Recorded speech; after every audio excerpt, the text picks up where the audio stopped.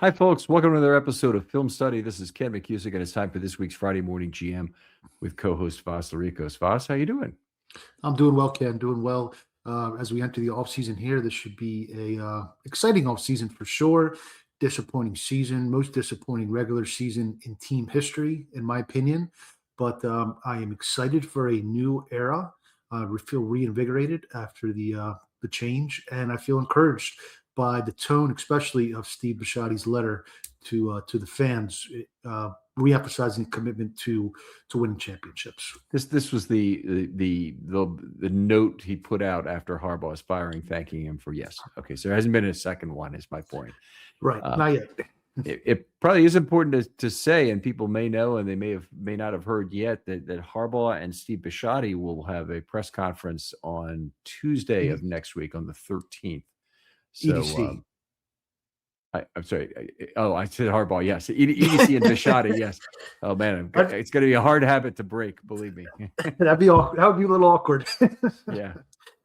So anyway, the Harbaugh firing, obviously a very big move, a pivotal moment. It always is in team history when you switch coaches, and there's a lot more risk, I think, on the downside of this one, because the amount that the Ravens can gain in terms of where the franchise is or what could happen to the franchise is not that much. But at some point you take some pain and you move on. I guess it was going to have to happen at some point here. Lots of movement on potential interviews. Now, I have a partial list. At least I'm not sure if there's been any added in the last hour or so. There has been one. If I could just give my thoughts quickly on this Bisciotti's decision, bold move for sure. I think Harbaugh was souring a little bit with some of the players. A couple of them did not give him a vote of confidence or give him the opportunity post game, and with the fans as well. But really, it's the results on the field and the postseason disappointments and a underwhelming regular season this year. So. He's a great coach. Obviously, 18 years. That's a long time to be a coach anywhere. Mm-hmm. But I do think it was time for the move. The longest tenured Baltimore team leader in history, more than Earl Weaver. Even it was for 68 to 82 was 15 years, but he also came back, and even if you add that, he doesn't add up to the Harbaugh era. I think he had parts of 17 seasons he was with the Ravens in total. So point people to the podcast that Jonas Schaefer and I did on the firing. I think I agree with you in terms of there were people in the locker room that certainly are on the wrong side of the fence for Harbaugh, and Isaiah likely might have been one of them based on things we've heard about. Not sure that matters right at this point because it's not clear that he's going to be re-signed. But what seemed to be the bigger factor was the fact that he wasn't willing to part ways with Todd Monken, and Lamar was very much on the opposite side from Monken, not from Harbaugh, but from Monken. So I personally don't buy that at all, that one. There's been some conflicting reports. Rappaport says one thing, Schefter says something else. The Lamar Jackson Entertainment Twitter handle, apparently run by somebody from Lamar, has been directly refuting that there was conflict between Monken and Harbaugh. I'm sorry, Monken and Lamar. And that's not how Steve Bisciotti's always done business, right? He doesn't tell you who to hire and who to fire. Mm-hmm. He probably said, Harbaugh, what's your plan to get this team to the Super Bowl? And he wasn't satisfied with the plan. I really don't buy that one, especially with all the contentious acrimony between Monken and Harbaugh in the season. If they said it was or, maybe I would buy it. But I just – the national reporting the last week or two surrounding the Ravens has been not trustworthy in my view.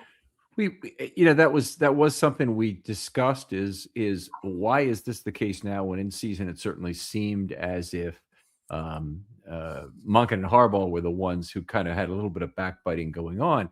Jonas Schaefer's point was that he thinks that Harbaugh's relationship with Monken was better because he knew he could take that kind of stuff. He knew he was tough enough to take it, and that was a reason why he's willing to do it. But it was part of what Harbaugh wanted to do is run it back with the same people. And if you say that's the reason why Bisciotti was not satisfied with the plan, I'll buy that, and I do agree with you. Bisciotti is not the kind of guy to reach down into Right. the organization, pull wires, and start giving orders to somebody two levels down. It'd be the Yeah. last thing he'd do. We'll never know. I mean, there's been rumors that Bisciotti was the one that said hire Gary Kubiak or something of the sort. We'll never know the details, but I don't think that I don't buy that he was wanting to hang on to Monken. That would be the reason. Why would Bisciotti even be that upset with Monken? The offense performed much better than the defense. That one just doesn't add up to me.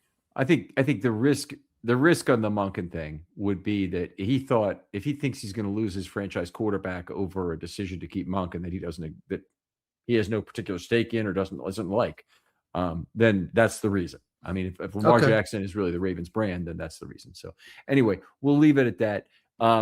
There have been lots of movement on potential interviews, and let's go through those. We've got Matt Nagy, age 47 now, coming in, former Bears head coach from 2018 to 21. Any thoughts on him? We can maybe go one at a time.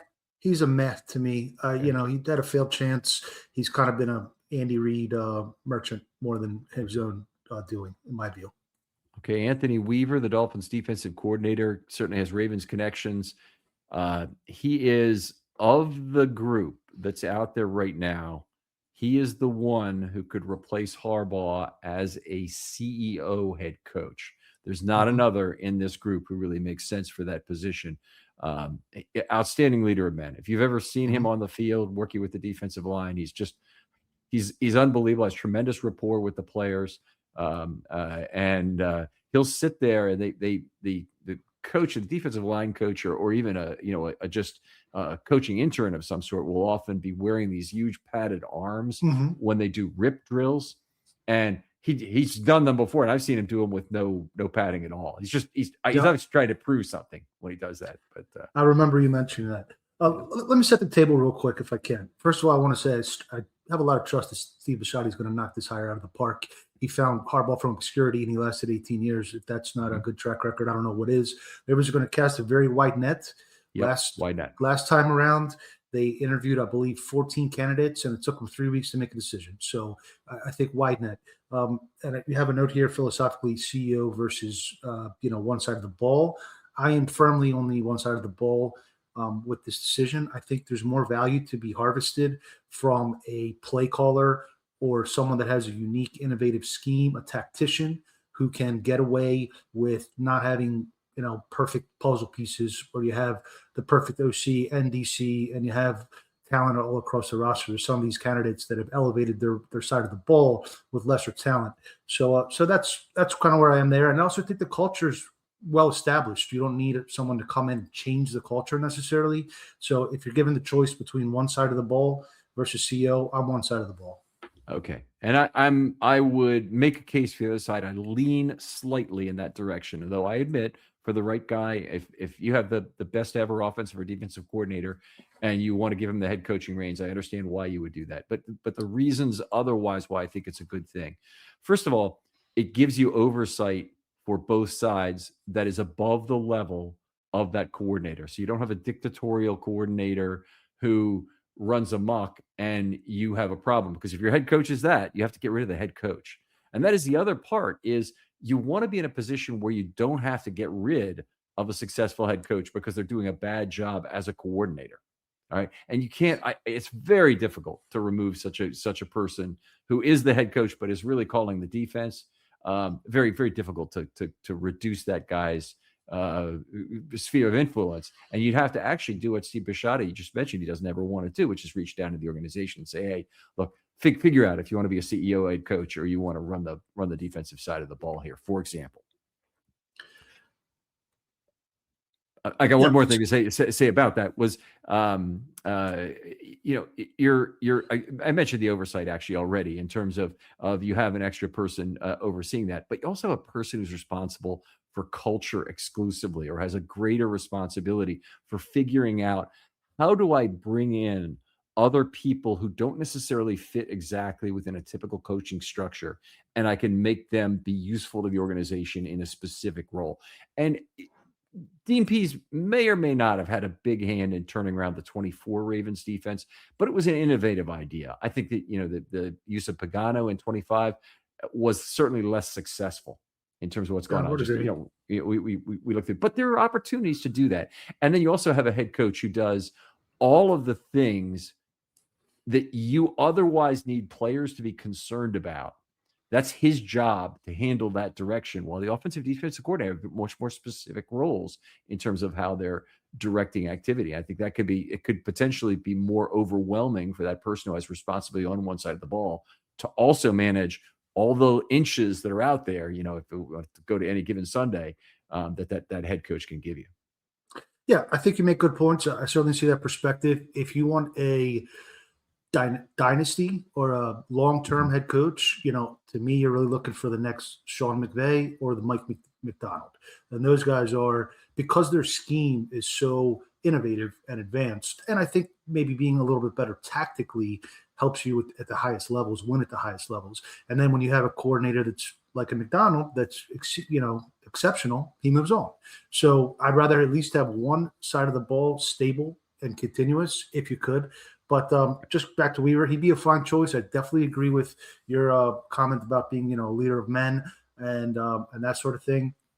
And there are cultural things I think that could be improved, whether it's poise under pressure and just having more of a killer instinct. So if that's something he can bring, I'd be excited. I do think some of the other candidates are more exciting to me, but he's a fine choice as well. Mm-hmm.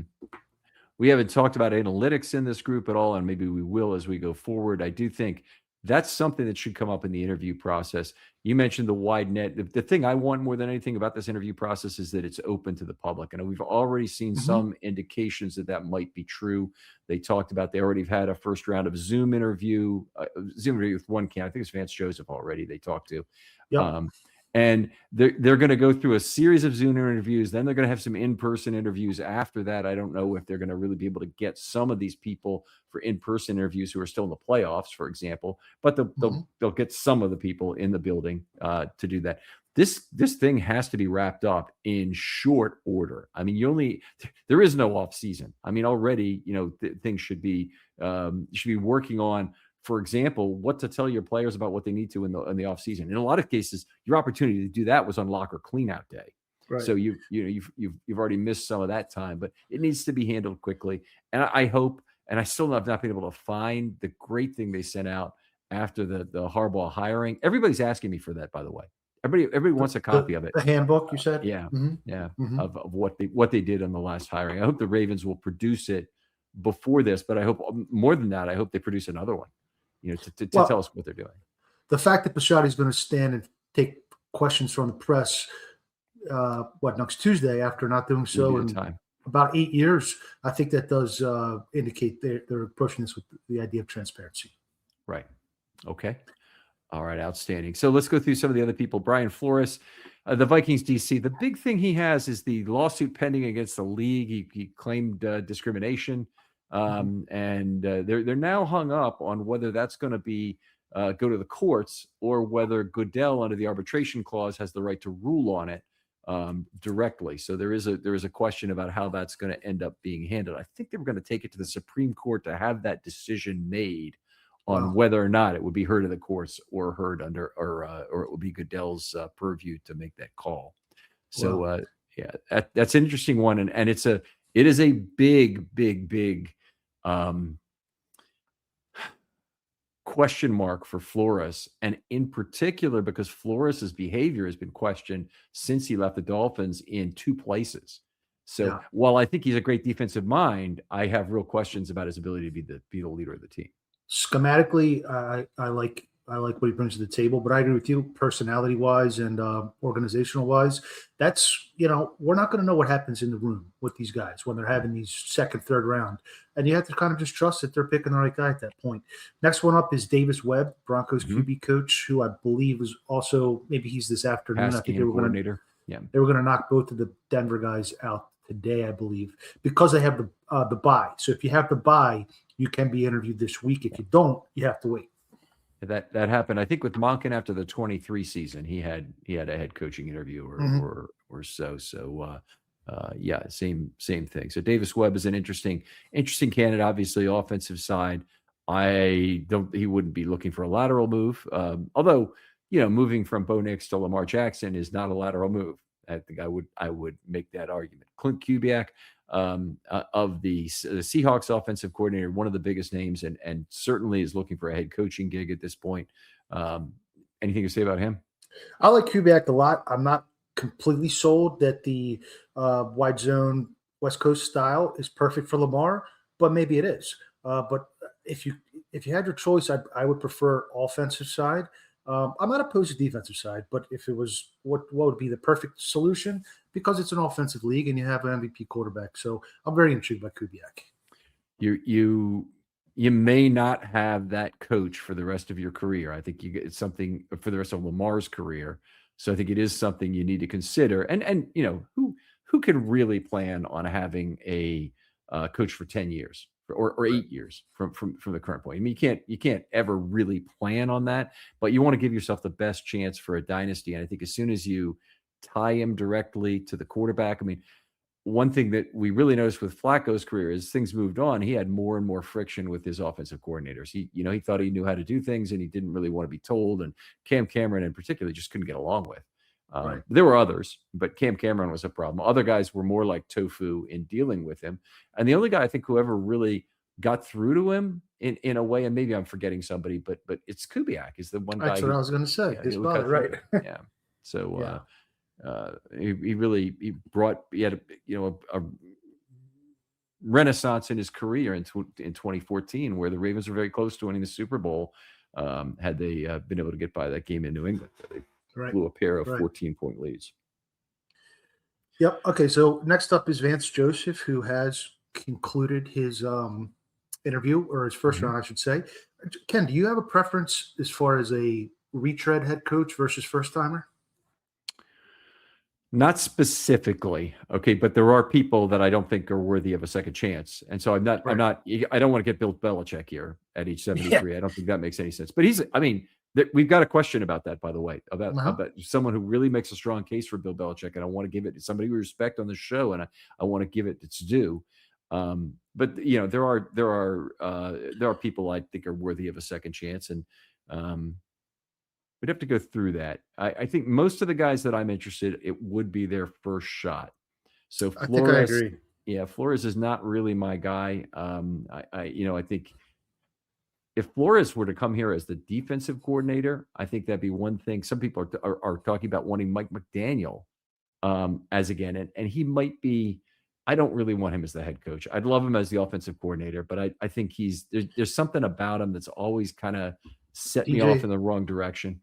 He dresses like a DJ. Maybe that's it. So they call him DJ Mikey Mac. Yeah, he seems a little immature. I agree with that. Okay, so we've got that, and he's certainly young enough. I do think the Ravens should be looking in the age range which allows for dynasty coaches, which really means like 37 to 50, no older than 50. If you hire a 55-year-old at this point, I think it's really questionable. I'm thinking I don't actually know how old Anthony Weaver is, but I think he's about my age, about 45, right? Because he was drafted in 2002. Yeah, I'll look it up too while we're doing it here, because it's he only played for 7 years. Yeah, he's 45 and 133. 45, you got it. Yeah. One other coach that was requested to interview that just broke about an hour ago as we record here about 4:00 on Thursday, Robert Saleh. They requested an interview with him. He failed with the Jets. I'm not sure. He's a little too rah-rah for my taste personally, but who knows? I mean, if he is a guy who is a second possibility to be a CEO head coach. Now, I heard about that, and I'm not really that excited about it, frankly. He's a little bit older still. He's 47, or will be later this month. That's kind of towards the upper end of where I'd want. I think if you hired him, it better be as a CEO head coach, and he better be able to not meddle with whoever the defensive coordinator they get is. And that is going to be a very tough ask. But he didn't call the plays for the Jets apparently before they fired the defensive coordinator. Well, he's calling the plays in San Fran now. He went back to San Fran and is doing it again. No, I'm hearing you. I know what you're saying. Jets as head coach. Yeah, I think there's kind of how should I explain this? There's some head coaches that have experience on one side of the ball that don't call the plays, but it's still their scheme and their Right. systems. Like Tomlin. So yeah, like Tomlin, like a lot of guys, and then some guys have a play sheet. McDonald and McVay are calling the plays. So go ahead. This is a really important point too about why I prefer the CEO coach model is that coaches will talk about wanting to have their focus on the field. Now, in theory, you could have a defensive quality control coach on the sideline if you were a head coach / DC, and that guy could be going and breathing fire. And I think that I've seen Belichick do that sort of thing, but Belichick always had a defensive coordinator. The game in Lamar's second year, his MVP year, when they went and they beat the 8-0 Patriots, the Ravens got up 14-0 in that game. Belichick was over on the sideline, breathing fire at that defense, trying to get them, stimulated back into the game. There's too much now going on in an NFL game with regard to fourth down decision making, all of the other things that go on with game management strategy and whatnot for a coach to be worried about that. So if you're going to have a guy who's head coach / DC, he needs to have a very strong number two. It's kind of like a get back guy. You've heard of those guys on the sidelines who their job is literally to keep people off the white paint, so you avoid penalties that way. And people talk about I got the best get back guy in the league, kind of thing. Right. All right, a couple more guys that have been fired, and then I think we should touch on a few coordinators that are playing this round and may still be on the Ravens' radar. Well, let me just ask you, Kevin Stefanski, would you give him an interview? Unexcited. Unexcited. Okay. Yeah, I would I give an interview? Maybe. Stefanski, I think he's another one who retook over offensive play calling duties at some point. So he would not be my guy. If the Ravens really love him for some reason, he's been 2-time head coach of the year. Then, maybe. How do you feel about it? Yeah, I'm on the fence. I mean, I wouldn't hate it, but he's not, getting me super excited or somebody that's at the top of my list. I do like the younger guys, I would say. Mike McDaniel was fired today, creating the 8th opening. If you pair him, in my view, if you can pair him with a defensive-minded head coach and he's the offensive coordinator, that could be a dynamite. I'd be in favor of him for OC, no doubt about it. But the problem is he's gonna have so much demand for OC that you'll never get him as that. Somebody will make him the head coach, and that's the problem. Okay. I've got a current list of odds. Do you want me to go down through this list and then we can throw it out? Because these seem ridiculous. This came from DraftKings. There's a lot of dumb money betting is all I can say. Kevin Stefanski is the top candidate, plus 350. Then Minter, plus 350. We've talked about those guys. Minter, did you have anything else to add about him? Yeah, I was just going to list. There's 6 more assistants that I like to mention. But let's go through the list first. Okay, so Minter obviously still in play with the Chargers as their defensive coordinator. Michigan ties, lots of reasons why he'd be the guy. Brian Flores at plus 450. Todd Monken at plus 450. I mean, there's no way Todd Monken is plus 450. This is ridiculous. Todd Monken is like a 1% chance to be the head coach here in this city. Probably 0 actually. 1%. Is this from a year ago or something? I'm looking at this list. No, it's January 7th, 2026. This is DraftKings. Whoever's helping create this line with their wagers, you're doing yourself no favors. That's all I can say. Let's find the guy with the plus 2,000 odds and bet the mortgage on it. Yeah. Matt Nagy plus 2,000 be a good bet. But the rest of Mike McCarthy is plus 500. Don't see that happening. Clint Kubiak plus 500. Chris Shula. Now, there's a name that is particularly good. Your thoughts on Shula? Yeah, so Minter and Shula both fall in the same boat for me. They're both really good schematic wizards on the defensive side of the ball. And I heard earlier this morning that the Chargers spent the 31st most on defense, and the Rams spent the 32nd most on defense, and they're still getting good results. So to me, that's where kind of the value comes in. If you hire a guy, and you don't need to have high-priced players littered across your depth chart if you have a guy that can do more with less. The thing that needs to go with that always, and we've had that happen in Ravens history. They were last in spending in 2019 on offense, and they had by far the best offense in the game. But the thing that needs to go that is draft capital expended, and so there needs to be a recent draft capital kind of grade off. So they only have one first rounder. The only first rounder on the Rams defense is Jared Verse. I looked at their depth chart yesterday. They got a couple second rounders, a couple third rounders, but they don't have a whole lot there. Now the Chargers have a little bit more. They spent a first on Tui Lopo. Obviously, Derwin was a former first. Khalil Mack was a first. But still, both those guys are pretty exciting to me. If you compare them with a hotshot type of offensive coordinator, I think that might be really the best of both worlds. Okay. Well, he's one of the guys who went through the Michigan internship program, so to speak, and he'd be an exciting pick. Actually, that's Minter, not Shula. But after Shula, Cliff Kingsbury. There's a name a lot of people seem to like. I'm not saying he's radioactive or anything. I'd love to see how the Ravens interview him and what they like about him, but I don't see a reason to hire him. Yeah, he's not too exciting to me. Okay. Joe Brady, Buffalo offensive coordinator. Any interest? Yes, I would be interested in Brady. I think he has the RPO vertical Air Coryell combination that could work with Lamar pretty well. Obviously, it worked pretty well with Josh Allen. It has. So, he would be on my interview list. He would. Okay. We've got Jeff Harley is next. Halfley. Yep. He's another. I'm sorry, Halfley. Yep. He is a cast a wide net. Bring him in. Maybe he lights up the room and commands the room, and I'm interested in him. He's not the top, but interesting. This is really interesting because I'm looking at the DraftKings list. It is actually listed as Jeff Harley and not Jeff Halfley, and it's only plus 700. So I wonder who's betting on that. But it's obviously the guy who wrote this article who got it wrong. Jeff Harley, the actual Jeff Harley is a U.S. general. There's a Rear Admiral Jeff Harley, and there's a Jeff Harley who's a dedicated artistic flutist. So if you bet on Jeff Harley and they hire Jeff Halfley, do they pay you out or not? Yeah, that's a good question. Probably not. Okay. Robert Saleh is plus 1,000 here, which I would think now he would be higher than that. Vance Joseph plus 1,300. The fact he's been interviewed means he's probably a better chance than that. Michael Fleur plus 5,000. Yep. Where are you on him? I like him. He's okay. I mean, he failed with the Jets, right? He was Saleh's OC, I believe, but he has worked under Shanahan. Has worked under McVay. I mean, you got to get him in the room and see how his presence. But as far as schematically, he could be interested. Now here's another one.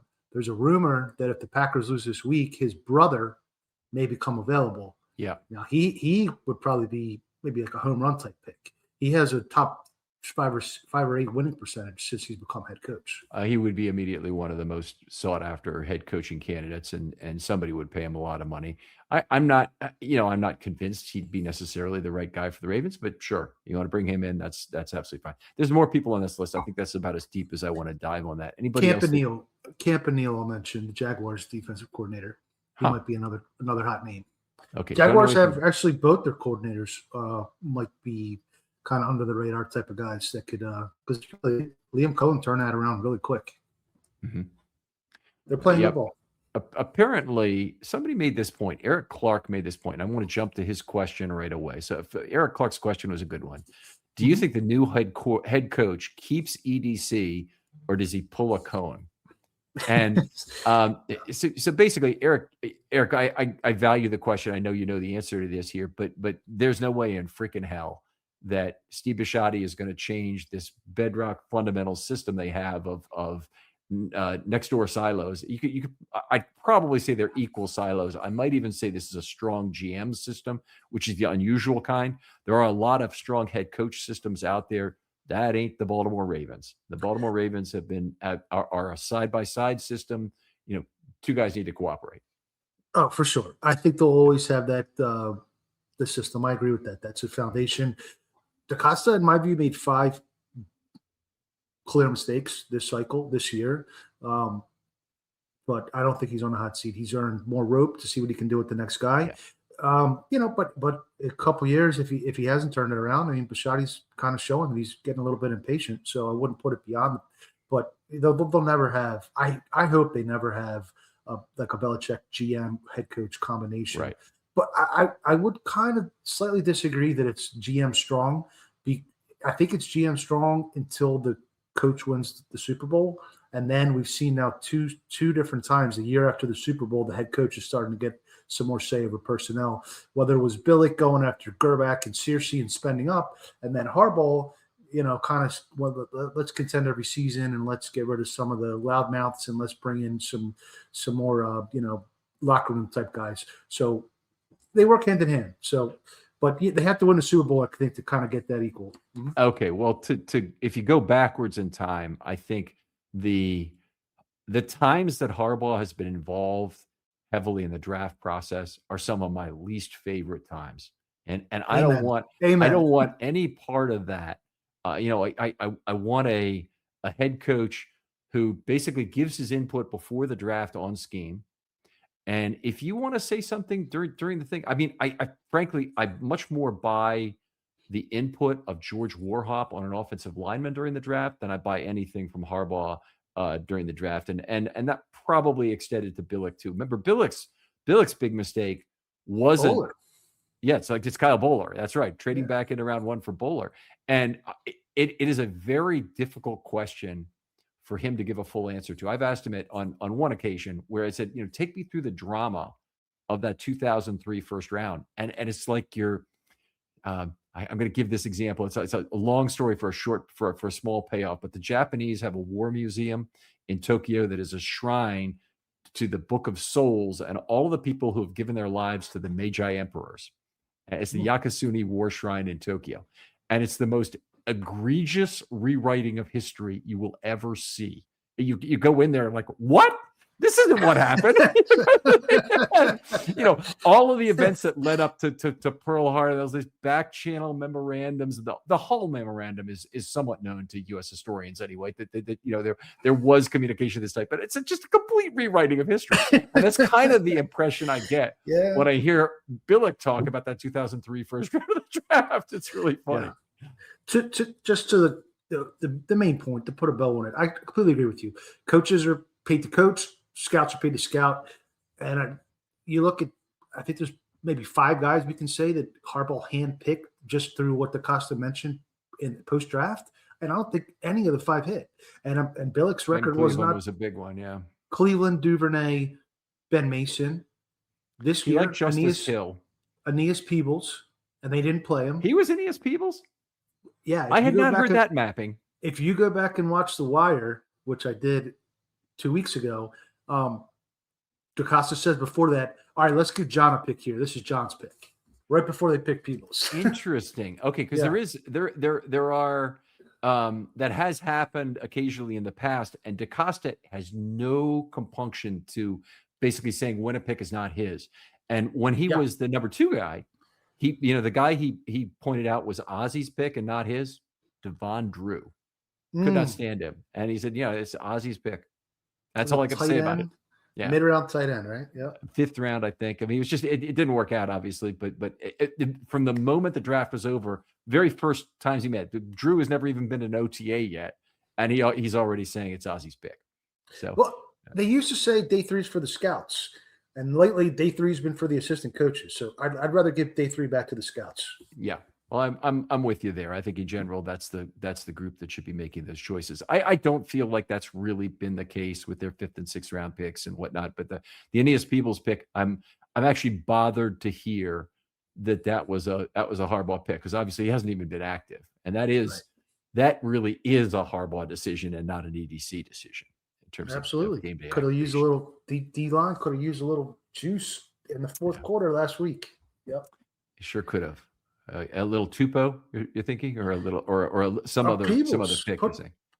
Bring Peebles up. Oh, you're saying Carl Jones, the they didn't need him.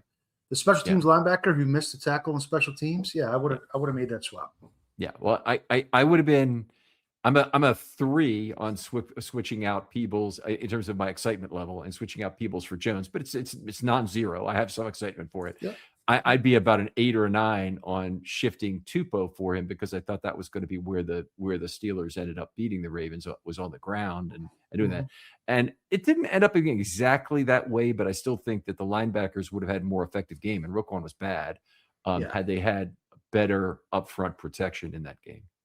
Yeah, I have some thoughts on Roquan, but I think we're going to save that for the next show. Let's transition now, though, onto, while we're on the topic of defensive line, a couple extensions. John Jenkins was re-upped for 1.83. Does that qualify for the VSB, Ken? No, he doesn't, because he hasn't been with the Ravens for 4 years. Yeah, and so only 172 of that is guaranteed, 170,000. So basically, if he comes to camp and he's gained 30 pounds, which that's a non-zero probability.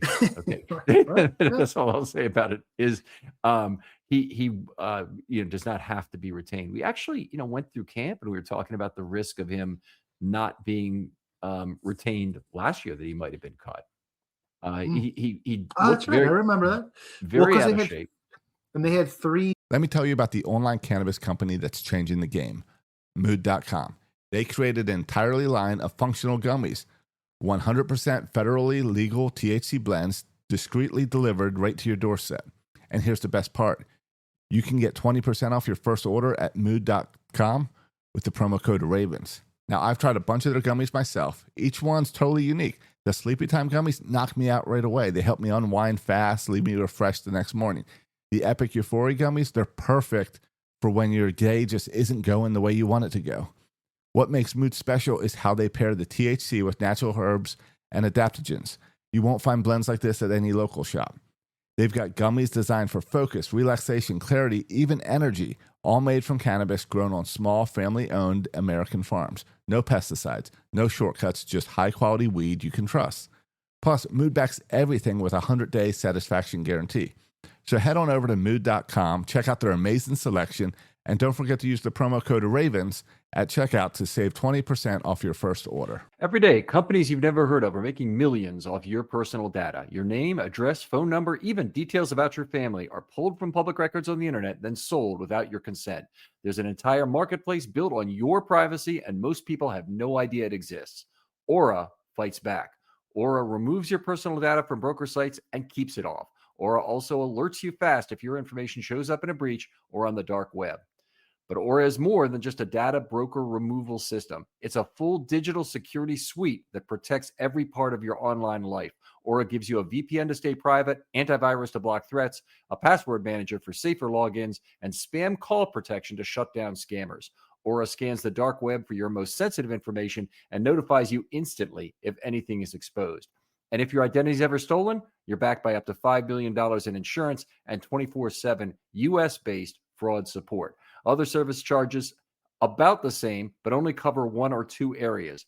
Aura gives you everything: data broker removal, identity and credit monitoring, device protection, and fraud support, all in one simple app. Aura removes what's already exposed, protects what's not, and puts you back in control. Go to aura.com/remove for complete digital protection and peace of mind. That's aura.com/remove. Intriguing UDFA nose tackles, 3 of them. They ended up losing 2, and they kept Okoye, the guy, and then 2 guys that went to Tampa. John the guy from Auburn. Jason Jones. And then there was one more guy that went. The guy they brought in to Tampa. Well, it was the guy they brought in at the start of OTAs, and he ended up having a tryout instead of the wrestler who ended up having a tryout. I know. There was another one that went to. Anyway, long story short, thoughts on the signing? Yeah, I'm very excited about the signing. I think it's an excellent, cheap signing with real value, and he played very well next to Travis, and he actually gives the team a fair amount of flexibility in terms of moving Travis to the 3s. I think it's one of the things they should look to exploit in the draft is their flexibility in drafting 1 or 3 and the ability to move Travis to either spot. Yeah, I like this signing. I've seen some folks upset saying the Ravens are getting too old and trying to link this with the Mark Andrews signing, which is completely unrelated. I think it's a good signing. He could still play. He played pretty well this year, played a lot of snaps this year, made a couple splash plays. I mean, for a guy on the vet minimum deal, that's pretty much the best you can look for. And I think on rundowns, he can play the nose with Travis at the 3.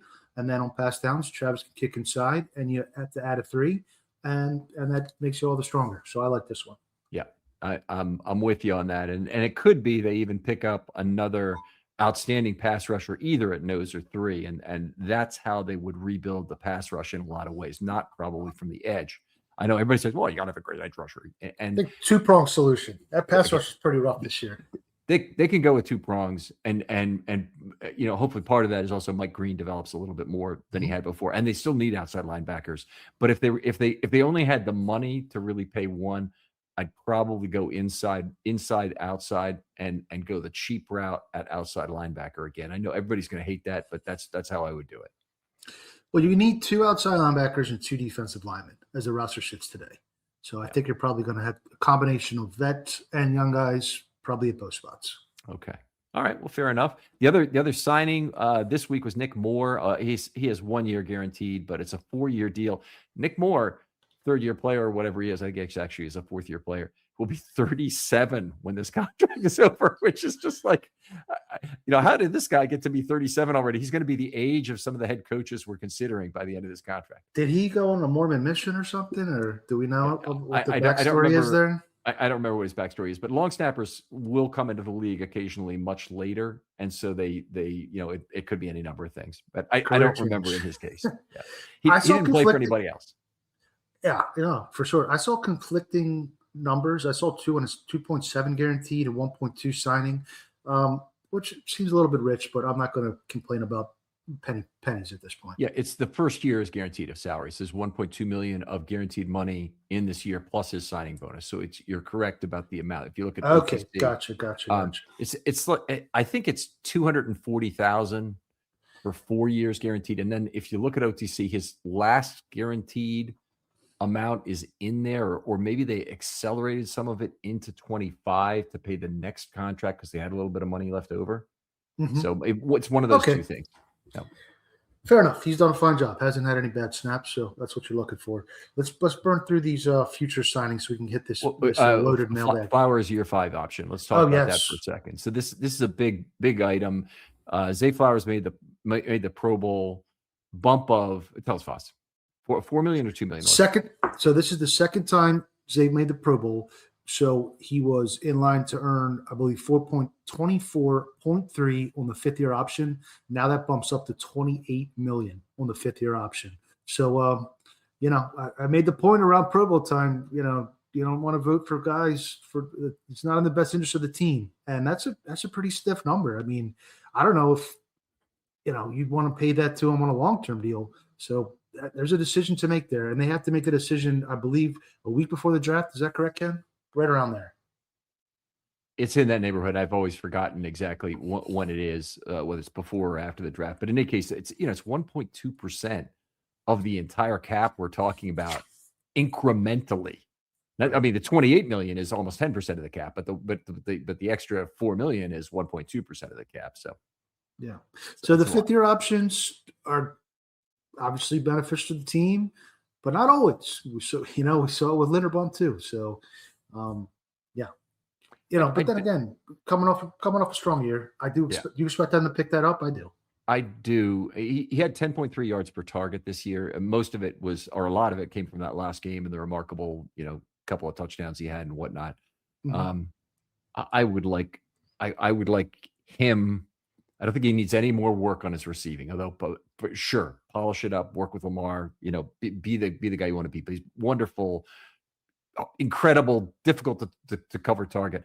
I wish he had more on-field awareness, and it's affecting him in 2 different ways. One is in really not having any game management awareness, which I maybe can live with. I'm not crazy about it, but I maybe can live with it. But now he's been involved in 3 incidents in 3 years.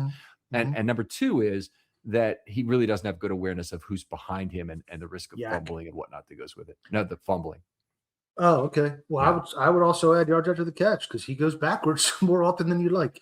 He does, but he's among the leaders, I think, in YAC anyway. It's interesting. We have to take a look at that, but I thought at 5.6 or something, he was near the league lead in YAC. Well, while you look for that, I'll just say if the Ravens do go for a Kubiak, you could really see him serving as that Jackson Smith and Jigba role, Zay Flowers, in a Clint Kubiak offense, who's maybe one of the front runners for Offensive Player of the Year this year. Really had a breakout year. All right, working on yak per reception here very quickly. I'm sorry, I don't want to take that long on this, but he's 5th in the NFL in yak. Okay. Yak per reception. That's great. I agree. He doesn't look great. He needs a good U-turn move. There's things he can improve as a receiver. I don't want to be there, but he'll never be I don't think he'll ever be a back shoulder guy. I don't think that will be his thing. I think his big thing he can do is stick his foot in the ground and go like almost no other receiver can corner, which means he doesn't have to be a great route runner. He just needs to be able to do that. Yeah. Agreed. Talk about the future signings. The Ravens signed 8 guys from their practice squad to futures deals.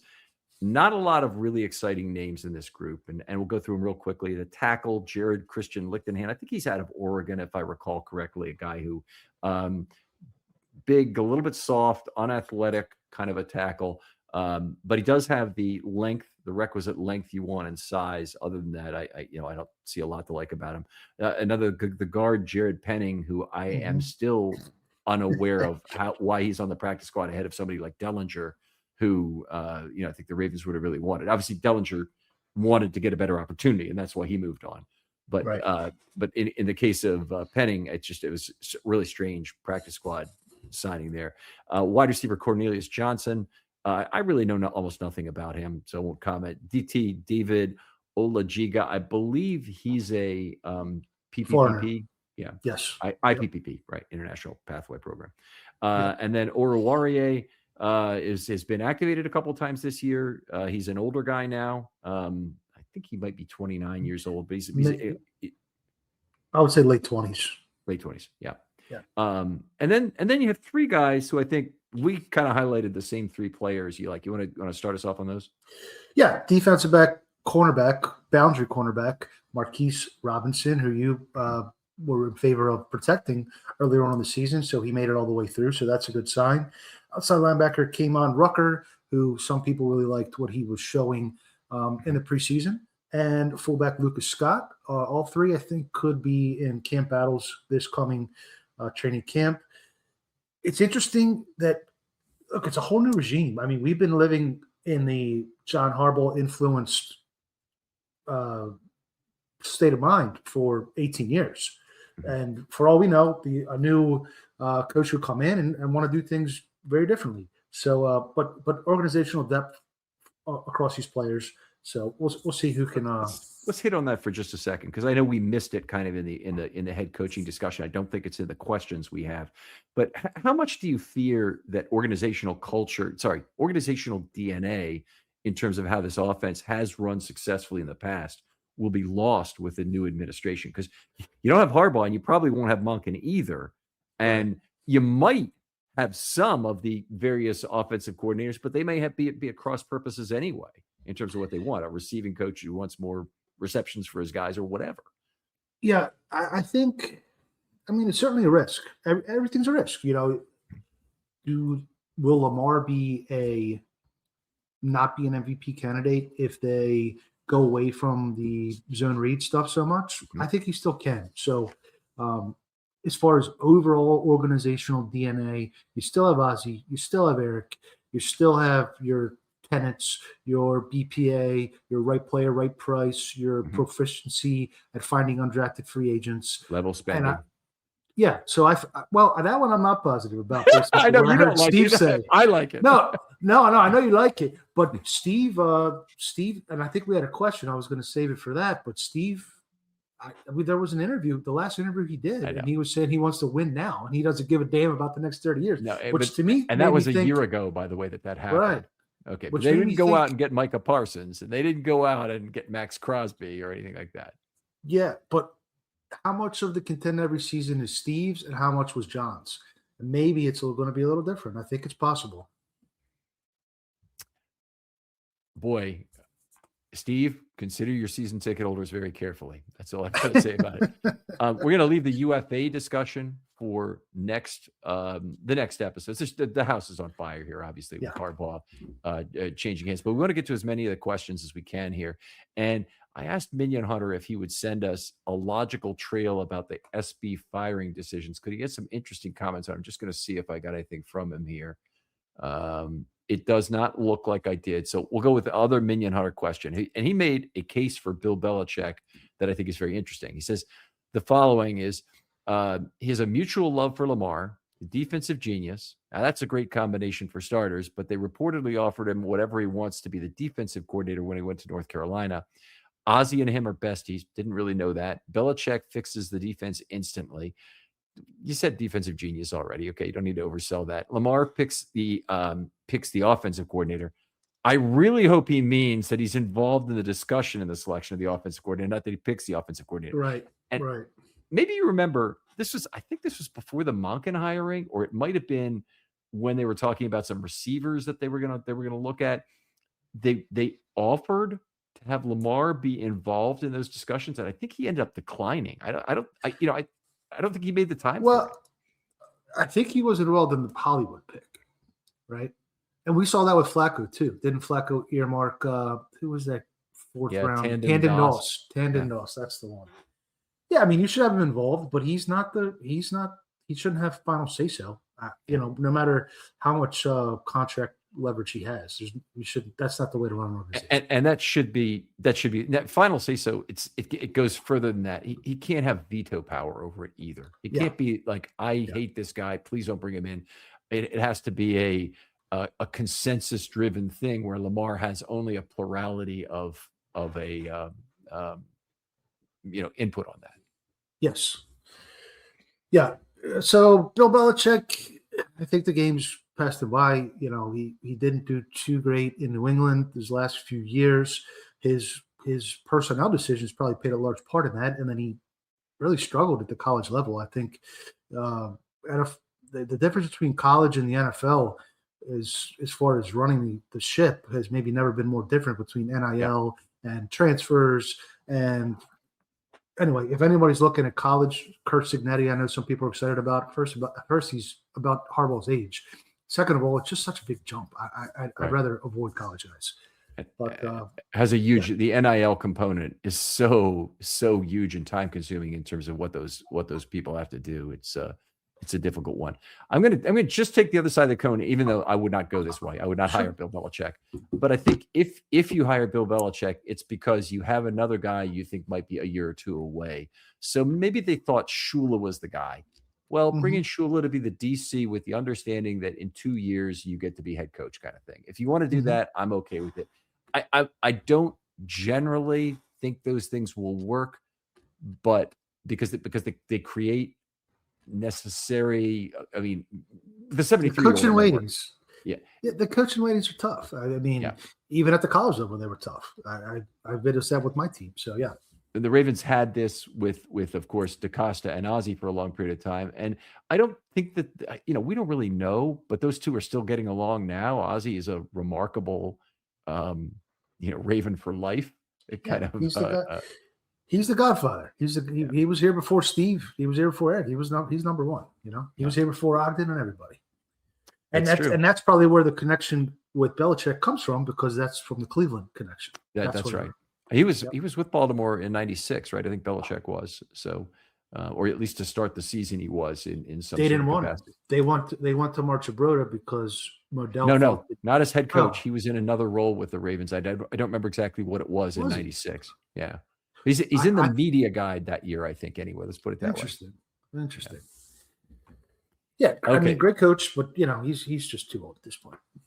Moving on with the questions here. Haas Bonaventure, and this is a Reddit question. Hey, Reddit people, really, really appreciate you. Want to get more questions from over there, and I'll try and find a better way for you to hashtag Film Study Mailbag. I know some people have been putting it in posts and whatnot. I probably could search for it on r/Ravens, but if you send it to me in an email at filmstudy21@verizon.net, that might be the best way to make sure I get it in the show notes. So we're talking about it. Anyway, Haas says, knowing what we know about Henry's 2025 performance, would you have let him play out his contract on the original deal, or are you happy with the extension? It's a great question for you, Haas. I think he had a strong enough final month of the season that I could stomach it. Okay. I'm at the same point, but probably about 20 points higher on the 100-point scale. So you're probably about Okay. a 35 and I'm about a 55. He didn't have a perfect year. It was a No, year a with a lot of lot of missed fumbles. tackles and missed tackles. I mean, we're Yeah. really low, the second lowest of his whole career. At some point he's going to be not good overnight, but what he did to come back and the quality of his play in that final month was at a very high level. So that's where I am, Haas. Okay. If I may, this is from Connor Keller Strauss. With the new era upon us, do you think EDC will handle free agency differently than the years past? Splashy pass rusher versus cheap pass rusher, splashy O line versus cheap O line. Okay, in terms of pass rush specifically, I think the Ravens have put their stake in the ground, and DaCosta is still here, so I don't really expect that to change in terms of their willingness to pay or go out and trade for worse an existing pass rusher. If Myles Garrett were to come into free agency, maybe the Ravens would consider doing it, but there's no way in hell they're going to trade 2 number 1 picks to go out and pay a guy $38 to $40 million a year. So I don't see that changing. In terms of the wide receiver position, I think they've been very good about pivoting to drafting a high value position and finding good players now where they never really had during the Ozzie era. Yeah, I agree. I thought we had another question here about has Eric learned lessons or applied lessons? I don't quite see it at the top, but I would agree that has been. He said after what was it 2022 that he did not do enough at the receiver position, and ever since then he has. So I don't necessarily expect the Ravens are going to, like you said, do that. Pay the piper twice with the trade and the contract. But I do think he's going to and make sure he has more quality depth at pass rusher. There was some talk in September where they said, well, they have all these outside linebackers. Do they really need Clowney? Right. Turns out they really did, and he had it fine close to the year. So I think those type of moves will be more top of mind for Eric. Well, and what that means is you really need to cut the fat. In 2 straight years, they've had a fat player who's hurt them by being inert material during the year. And Ajabo at outside linebacker this year, complete waste of a roster spot. Yeah. And if you go back Isaac too. But Adisa Isaac's been on IR the whole year. He didn't waste a roster spot. I don't have the same problem with him. If you want to say he's part of the problem why they didn't go out and get additional players. Well, that's what I mean. That's legitimate. Okay. Yeah. The previous year, the guy was Eddie Jackson. And, they projected something onto him that he clearly wasn't, and they needed to rectify it. And they were very slow to get it done, which eventually, by the time they did get it done, they still won the division, but they gave up a lot of time and a lot of big wins in the process. So we got a number of additional questions. So let's keep getting to this. If you would mind, can you look up the question from Gua Shalou? I'd like to get to it, but it's a multi-part. Right here. Okay. Do you want to go to it right now? Let's see. It is a multi-part, and I have the second half, and then I have 4 from Minion Hunter in between. Can I drop the second half? Sure. Drop the second half. I hope you don't mind a second one. The second the season ends, I usually dive into draft coverage, and I know it's early, but I never seen anything like this. In the 11 years I'm a football fan, I think English may be a second language. There are only 2 guys I see often mocked to us, and now I do recall seeing this earlier. It's Francis Mauigoa and Peter Woods, the defensive tackle out of Clemson. Yeah. So what he's saying is basically there's an unusual amount of additional consensus around who the Ravens need. And it's at these 2 positions. And the Ravens do certainly need a defensive lineman, and they certainly need an offensive lineman. And these guys could certainly make sense. I would make the argument the Ravens really, really need a cornerback now. And the position the Ravens are in, they have Nate Wiggins and the field. They have a couple 6th-round picks. They have Marquise Robinson, and they have 38 Keon Martin. Keon Martin's a slot though. Yeah, and I agree. And they have 2 outside corners in Longer Beam and Kone, who will be coming back after their injuries in year 1. The volume there is the volume by quality, as you mentioned for the outside linebacker position earlier, is not enough for them to be happy with that. Marlon Humphrey's going to have to move or leave. Those are the 2 options right now. He can move to safety, or he can not be on the Ravens next year, but I don't see any way they bring him back to play cornerback. I agree. His year was not good enough, and he's been every other year kind of guy, but I don't think you can bank on that at his age now that he's going to rebound to that extent. I wouldn't make too much out of the consensus at this point. It's so early in the cycle. Nobody knows, there's so many, long to go. I would also, but if you had to tell me right now, who do you want it? What position do you want at 14? I would say outside linebacker. That would be my top choice. Okay, and I'd be fine if it's an outside linebacker. You certainly get potentially a high quality player there, and you see what it is. I also will say, don't even worry about consensus picks when you get close to the draft. If you do, you fall into group think mode, and that's what got us Starks in the last one. And hurting, it is. It is. It's extremely frustrating, and you can't even make a cogent argument about any other choice other than a consensus pick. And you feel like you have to explain yourself sometimes. Even that, I'm wrong in doing that. To feel like I have to explain myself why I like another player over Starks. But nonsense. Anyway, we'll continue on. Ghoul, we appreciate your multiple questions here. We're only going to be able to get to one today because we have a long list of questions. But I want to get more from you. You surmised correctly, Ghoul is from Germany. So that's why we're hearing German fan. Shay Oren, do you think Lamar's extension contract negotiation are connected to Bisciotti's request to fire Monken? How much do you think Lamar will be involved in the hiring of the next head coach and OC? The first part, I do think they're connected. The second part, I don't think he'll be involved at all. I think he'll be consulted as just an opinion. As far as not that he's the consigliere, it's going to be obviously Steve's. But if Steve is trying to decide between a few guys and he says, Lamar, what scheme do you prefer? Or what do you see yourself excelling the best in? I could see that. As far as the extension, that's a really interesting question to me. What kind of duration would be ideal for the extension? Because one part of me says, okay, they had an 8-year run with Lamar. They haven't gotten over the top. Now they're making a change of coach. Just give Lamar 3 more shots, 5 more shots. But I don't want to be tied into Lamar as a declining asset for the next 8 years necessarily, as much as I love Lamar.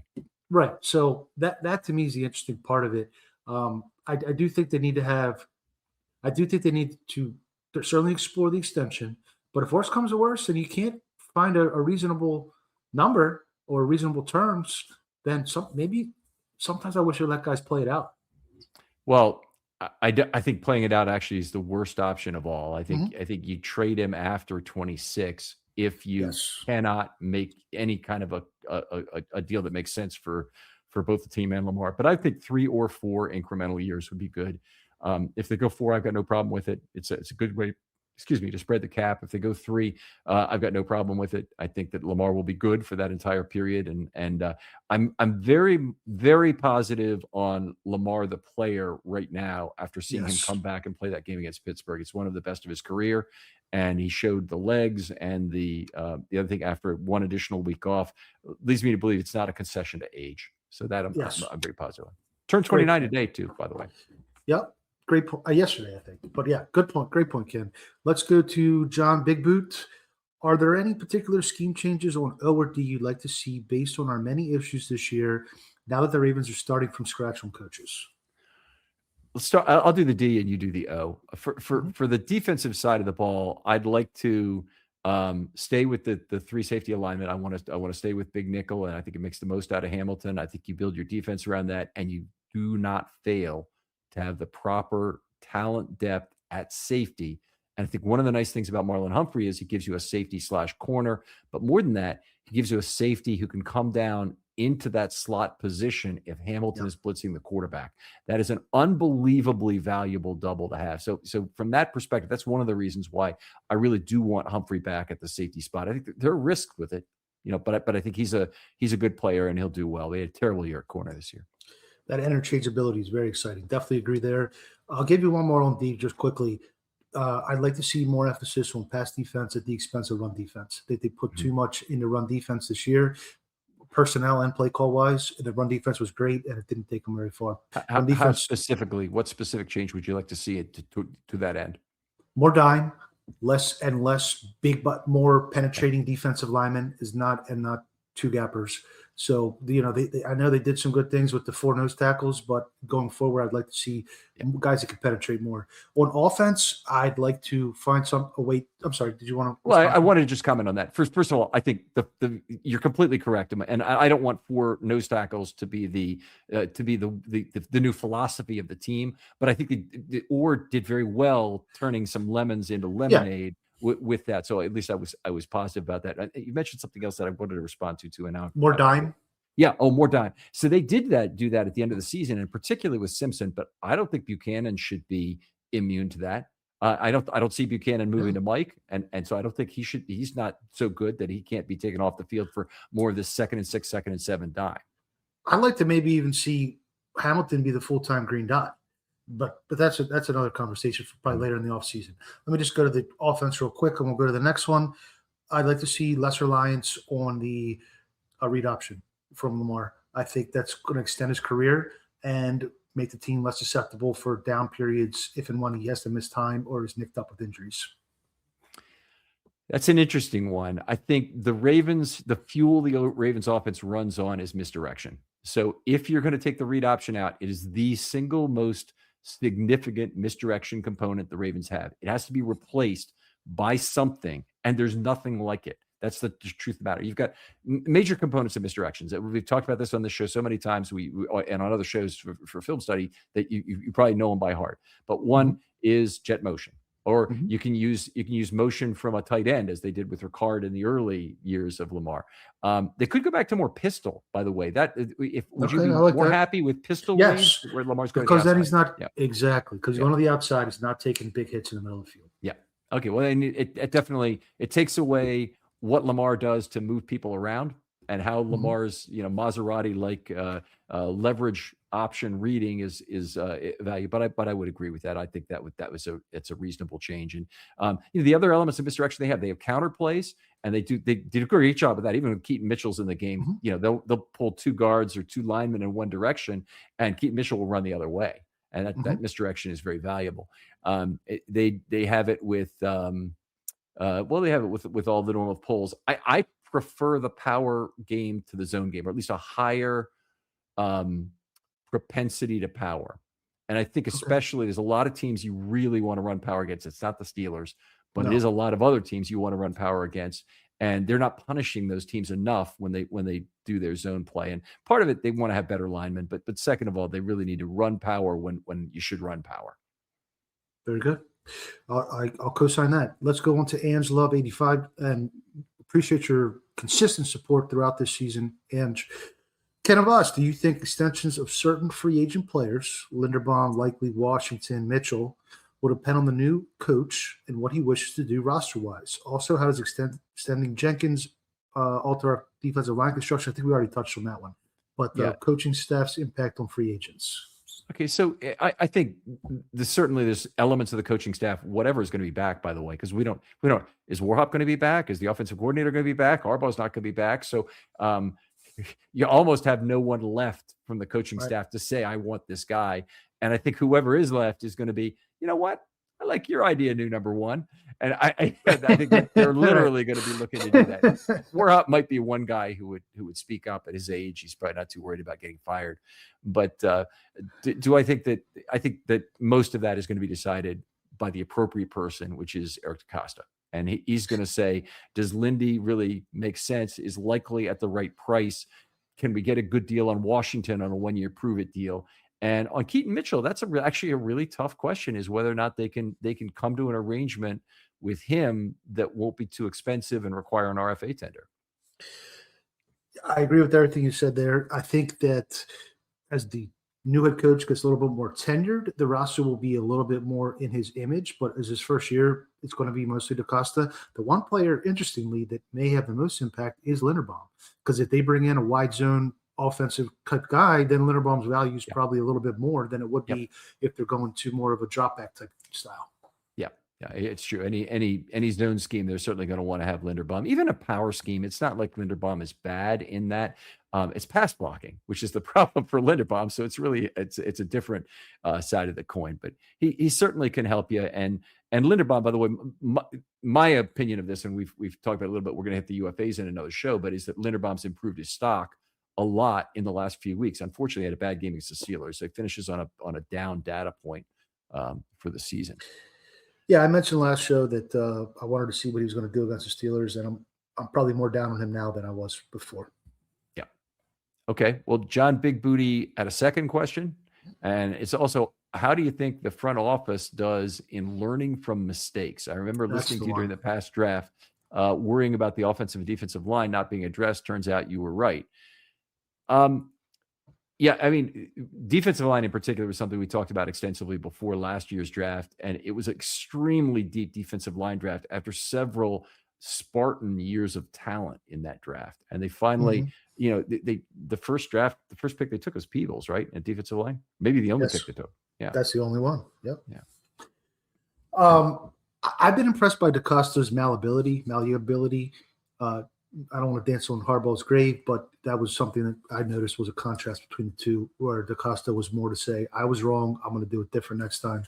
And so I have been impressed by that. I think he is going to reinforce the pass rush and the offensive line this year. He's not going to say, they might spend early picks on guard. It wouldn't be surprised. Not with the 14th pick, but second round or third round, that type of thing. I could see that happening. And I can see him loading up and saying, well, we have Adisa Isaac and, a couple David Ojabo and a couple other outside backers that we're excited about, but we still want to make sure we have the stalwart guy. So I do expect him to make those changes. Yeah. Adisa Isaac is one. He'll be coming into year 4 next year, or it's only year 3 for Isaac next year, right? I've lost track, honestly. I think that is 3. I'm pretty sure it's 3.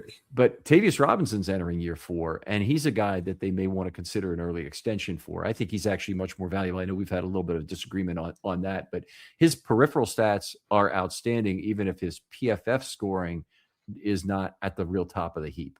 So I think that a lot of the things he does in terms of not missing tackles, setting the edge right, he's complementary to the other guys they have. I think he makes a lot of sense to extend. It's the right price situation, of course. But I pay him as an early down outside backer, not as a pass rusher. That I'd be good with. So pretty cheap, but he'd be a crucial piece, an important piece. Yeah. All right. Voss, it's been an absolute pleasure doing this show with you this year. I think for now, while the house is on fire, we want to continue with every week, but I'll talk to you about that off air. Tell folks where they can talk football with you online. Yes, I am at Vasilis Fiamata on Twitter, X VASILIS FIAMATA. And I am excited about this offseason. We have 2 college football games on tonight and tomorrow night. So you can look at the prospects you want to pick. Then we get to watch 6 pro games and look at all the coordinators and see how they're faring. So it was a bold decision. It was a hard decision for Steve, but it's going to, I think it's reinvigorated, at least it reinvigorated me. So I'm very excited about the future of the Ravens. Much is to be determined, that's for sure, in the next 2 weeks. And by the end of it, 2 or 3 weeks probably, and by the end of this period, a major foundational block will be laid one way or another, whether it's a crumbling block or a good one, as it was with Harbaugh all those years ago. But all I ask for is an open process. I really want to see inside this and not have it be a black box in terms of how this hiring process works. And Steve Bisciotti, if you or any of the Ravens people are listening to this, please provide something similar to the last time after the 2008 hiring of Harbaugh. I don't know who provided that, Kevin Byrne or whatever, but if the question does not come up on Tuesday at the press conference, I'll be a little bit disappointed in terms of that. Other folks out there, thanks so much for listening the whole year. Thanks for your questions. Please continue to use hashtag Filmstudy Mailbag. I'm trying to use that as a source of these 1 to 3 minute videos. I'm still going to do about 3 per week. I'll probably cut back on the number during the off season, but I really appreciate what you've done. Voss, thanks again for a great season. Thank you, Ken. Always appreciate it, my friend. I will talk to you next time on Film Study.